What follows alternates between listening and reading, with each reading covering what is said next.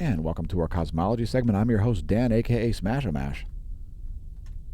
Fascinating stuff going on in space. Lots of it, like the Spaghetti Nebula. That's the astronomy picture of the day. Check it out. It's quite the interesting high-res image. And I would note all the filaments in this, hence the name, the Spaghetti Nebula. It's got a pulsar in the center of it. I think that's the center right there. And yeah, pretty interesting in that those pinkish regions are hydrogen, ionized hydrogen. And the bluish-green areas, those are twice ionized oxygen. So it's showing us some chemical complexity here. Why is it that only one side of it is so rich in oxygen and the other side is primarily hydrogen? If you've got theories, let us know in the comments why you think that would be.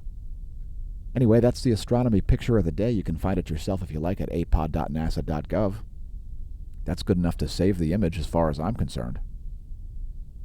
I think we'll have to do it. Saved for posterity. We've picked a random number between 1 and 76.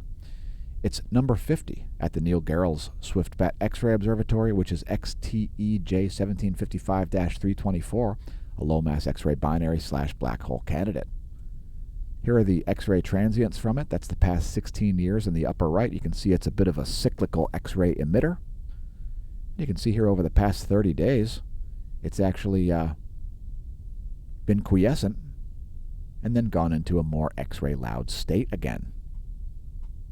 If we look at this from some other perspectives, here it is on the CDS portal, and check it out. It's just about to get missed by somebody's arrow. Anyway, that's the old school constellations map. It's called the Coronelli. Let's take a look at some actual data here. And we'll start with this Akari infrared survey. It looks quite good. That is the galactic plane you're seeing there. And we'll zoom way, way in and see what kind of a signal we see at this low-mass X-ray binary. So not much of a signal. Let's switch wavelengths. So we've switched to the synchrotron radiation. I just wanted to zoom out to show you the different locations of synchrotron radiation. Some of these are pulsars. You can see the brightness of the Cygnus arm there. That's the Cygnus arm over there. And one of these, I think that one out there is the Vela pulsar. Some very interesting sources of synchrotron radiation. Not so much from this one. But we do see a signal in hydrogen alpha. So here's one of the gas line views. The Shasa. You can see indeed somewhat of a gas line signal there. Also some empty space around it. You can see the way this area is kind of dark. We often see that around cosmology's most energetic objects as they seem to sweep clean the space in their immediate vicinity. So here's the X-ray spectra from the area.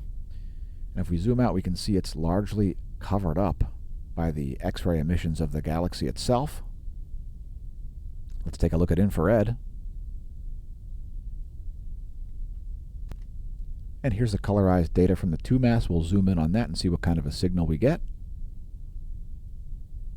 You can see some hot spots pretty close by to that. It's basically a cold spot in the infrared. And that's today's featured cosmology object. Again, it's XTEJ1755, which is entry number 50 on the Black Holes candidate page, which you can link to at the Neil Gehrels Swift-Bat X-ray Observatory transients page.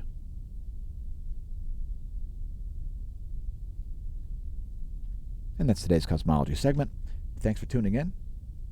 Congratulations on realizing the channel exists. And we'll see you next time.